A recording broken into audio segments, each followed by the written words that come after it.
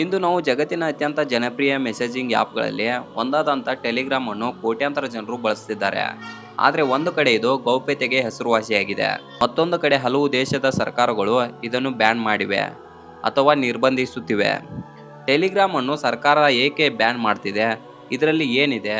ಇದು ನಿಜವಾಗಿಯೂ ಅಪಾಯಕಾರಿನ ಅಥವಾ ಗೌಪ್ಯತೆಯನ್ನು ರಕ್ಷಿಸುವ ಕಾರಣದಿಂದ ಸರ್ಕಾರಗಳು ಇದನ್ನ ಇಷ್ಟಪಡ್ತಿಲ್ವಾ? ಇವೆಲ್ಲದರ ಸಂಪೂರ್ಣ ಮಾಹಿತಿಯನ್ನ ಈ ಒಂದು ವಿಡಿಯೋದಲ್ಲಿ ತಿಳಿದುಕೊಳ್ಳೋಣ. ಹಾಗೆ ಮೊದಲನೇ ಸಲ ಚಾನಲ್ಗೆ ಭೇಟಿ ನೀಡಿದ್ರೆ ತಪ್ಪದೇ ಚಾನಲ್ನ ಸಬ್ಸ್ಕ್ರೈಬ್ ಮಾಡಿಕೊಳ್ಳಿ. ಇದೇ ರೀತಿ ಡೈಲಿ ಅಪ್ಡೇಟ್ಸ್ ಬರ್ತಾ ಇರುತ್ತೆ.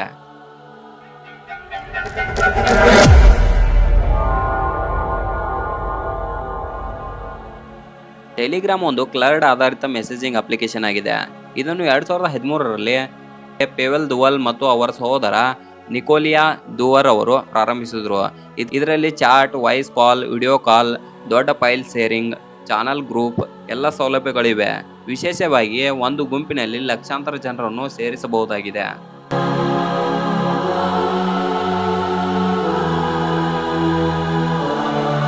ಆದರೆ ಸರ್ಕಾರಗಳು ಸಾಮಾನ್ಯವಾಗಿ ದೇಶದ ಭದ್ರತೆಯನ್ನು ಕಾಪಾಡಲು ಕೆಲವು ಮಾಹಿತಿಗಳನ್ನು ಪರಿಶೀಲಿಸುತ್ತವೆ. ಆದರೆ ಟೆಲಿಗ್ರಾಮ್ ಅನ್ನು ಬಳಕೆದಾರರ ಗೌಪ್ಯತೆಯ ಹೆಚ್ಚು ಮಹತ್ವ ನೀಡುತ್ತದೆ. ಅಂದರೆ ಯಾರ ಜೊತೆ ಮಾತಾಡ್ತಿದ್ದಾರೆ, ಏನು ಸಂದೇಶ ಕಳಿಸ್ತಿದ್ದಾರೆ ಎಂಬ ಮಾಹಿತಿಯನ್ನು ಸರ್ಕಾರಕ್ಕೆ ಸುಲಭವಾಗಿ ನೀಡುವುದಿಲ್ಲ. ಇದರಿಂದ ಕೆಲವು ದೇಶಗಳಲ್ಲಿ ಭದ್ರತಾ ಸಂಸ್ಥೆಗಳು ಈ ಟೆಲಿಗ್ರಾಮ್ ಮೇಲೆ ಆತಂಕ ವ್ಯಕ್ತಪಡಿಸುತ್ತಿವೆ. 2015ರಿಂದ ವಿಶ್ವದ ಅನೇಕ ಉಗ್ರ ಸಂಘಟನೆಗಳು ಸಾಮಾಜಿಕ ಮಾಧ್ಯಮಗಳ ಜೊತೆಗೆ ಟೆಲಿಗ್ರಾಮ್ ಅನ್ನು ಬಳಸಲು ಆರಂಭಿಸಿದವೆ. ವೇಗವಾದ ಸಂವಹನ ನಡೆಸಲು, ದೊಡ್ಡ ಗ್ರೂಪ್ಗಳನ್ನು ಸೃಷ್ಟಿಸಲು, ಚಾನಲ್ ವ್ಯವಸ್ಥೆ, ಸುಲಭ ಫೈಲ್ ಹಂಚಿಕೆಗೆ ಈ ಟೆಲಿಗ್ರಾಮ್ ಬಳಸುತ್ತವೆ. ಇವುಗಳಿಂದ ಕೆಲವು ದೇಶಗಳ ಸರ್ಕಾರಗಳು ಟೆಲಿಗ್ರಾಮ್ ಮೇಲೆ ನಿಗಾ ಇಡಲು ಆರಂಭಿಸಿದವೆ.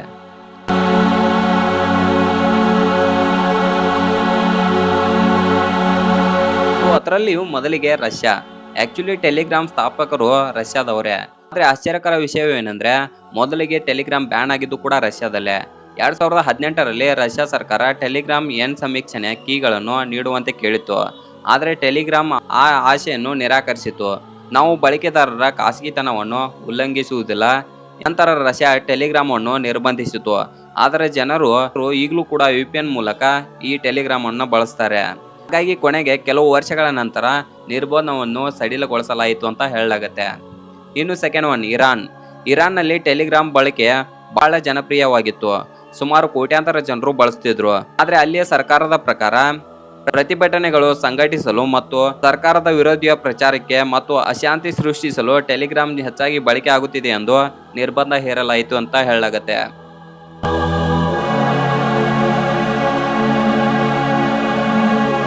ಥರ್ಡ್ ಒನ್, ಚೀನಾ ಈಗಾಗಲೇ ಅನೇಕ ವಿದೇಶಿ ಆ್ಯಪ್ಗಳನ್ನು ನಿರ್ಬಂಧಿಸಿದೆ. ಆದರೆ ಈ ರೀತಿಯಲ್ಲಿ ಟೆಲಿಗ್ರಾಮ್ ಕೂಡ ನಿರ್ಬಂಧವಾಗಿದೆ. ಏಕೆಂದರೆ ಮಾಹಿತಿಯನ್ನು ಮೇಲಿನ ನಿಯಂತ್ರಣ, ಸೈಬರ್ ಭದ್ರತೆ, ಸರ್ಕಾರ ನೀತಿಗಳು ಈ ಕಾರಣಗಳಿಂದ ಚೀನಾದಲ್ಲಿ ಟೆಲಿಗ್ರಾಮ್ ನಿರ್ಬಂಧಿಸಲಾಗಿದೆ. ಇನ್ನು ಕೆಲವು ದೇಶಗಳಲ್ಲಿ ತಾತ್ಕಾಲಿಕವಾಗಿ ನಿರ್ಬಂಧಿಸಲಾಗಿದೆ. ಅಂದರೆ ಚುನಾವಣೆ, ಗಲಭೆ ಮತ್ತು ಪ್ರತಿಭಟನೆಗಳ ಸಮಯದಲ್ಲಿ ಟೆಲಿಗ್ರಾಮ್ ಅನ್ನು ತಾತ್ಕಾಲಿಕವಾಗಿ ನಿರ್ಬಂಧಿಸಲಾಗುತ್ತೆ.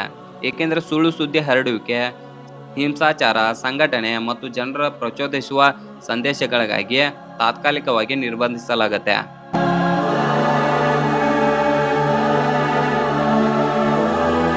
ಇಷ್ಟಕ್ಕೂ ಟೆಲಿಗ್ರಾಮ್ ಇಂದ ಏನೆಲ್ಲ ಒಳ್ಳೆಯ ಅಂಶಗಳಿವೆ ಅಂದ್ರೆ ಇದರಲ್ಲಿ ಹೆಚ್ಚಿನ ಗೌಪ್ಯತೆ ಇರುತ್ತೆ. ಬಳಕೆದಾರರ ಮಾಹಿತಿಯನ್ನು ರಕ್ಷಿಸಲು ಪ್ರಯತ್ನಿಸುತ್ತದೆ. ದೊಡ್ಡ ಫೈಲ್ ಹಂಚಿಕೆ, ವಿಡಿಯೋ, ಡಾಕ್ಯುಮೆಂಟ್ರಿಗಳನ್ನು ಸುಲಭವಾಗಿ ಕಳಿಸಬಹುದು. ಚಾನಲ್ ವ್ಯವಸ್ಥೆ, ಒಬ್ಬ ವ್ಯಕ್ತಿ ಲಕ್ಷಾಂತರ ಜನರಿಗೆ ಮಾಹಿತಿ ನೀಡಬಹುದು. ಜಾಹೀರಾತು ಕಡಿಮೆ. ಅನೇಕ ಬಳಕೆದಾರರು ಇದನ್ನು ಇಷ್ಟಪಡ್ತಾರೆ.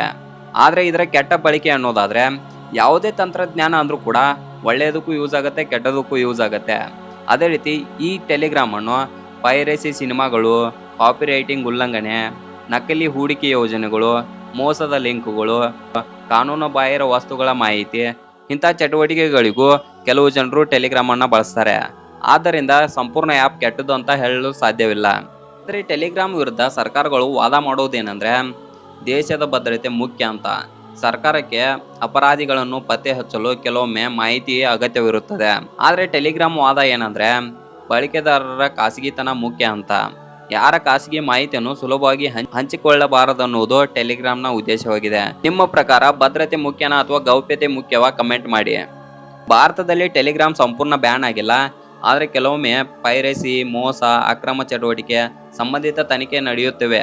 ಸರ್ಕಾರ ಮತ್ತು ಕಾನೂನು ಜಾರಿ ಸಂಸ್ಥೆಗಳು ಅಗತ್ಯವಿದ್ದಾಗ ಕ್ರಮ ಕೈಗೊಳ್ಳುತ್ತವೆ ಅನ್ನಲಾಗುತ್ತೆ. ಇನ್ನು ಕೊನೆಯದಾಗಿ ಭವಿಷ್ಯದಲ್ಲಿ ಏನಾಗಬಹುದು ಈ ಟೆಲಿಗ್ರಾಮ್? ಮುಂದಿನ ದಿನಗಳಲ್ಲಿ ಹೆಚ್ಚು ನಿಯಮಗಳು ಬರಬಹುದು, ಗೌಪ್ಯತೆ ಕಾನೂನುಗಳು ಬದಲಾಗಬಹುದು, ಟೆಲಿಗ್ರಾಮ್ ಹೊಸ ಭದ್ರತೆ ವ್ಯವಸ್ಥೆಯನ್ನು ತರಬಹುದು, ತಂತ್ರಜ್ಞಾನ ಮತ್ತು ಸರ್ಕಾರದ ನಡುವಿನ ಚರ್ಚೆ ಮುಂದುವರಿಯಲಿದೆ ಅನ್ನಲಾಗುತ್ತೆ.